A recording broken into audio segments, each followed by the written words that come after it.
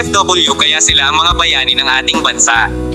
Umalis upang magpaalila manggagawa sa labas ng ating bansa. Masakit maniwanan ang ating inang bayan pero kinakailangan dahil sa munting pangarap para sa mga mahal sa buhay at upang iwanan ang kahirapan sa ating bayan. Masakit man sa paglisan.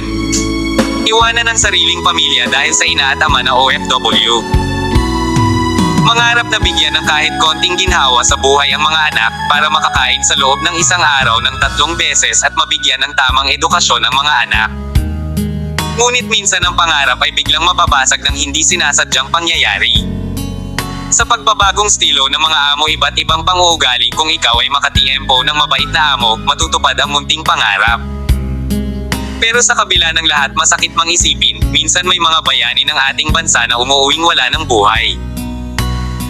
Sasalubungin ng kanyang pamilya sa ating paliparan na nakakahon at malamig na bangkay na, hanggang may OFW, hindi matatapos ang mga kalbaryong nararanasan. Iba't ibang kahirapan sa mga tinaguriang mga bayani ng ating bansa.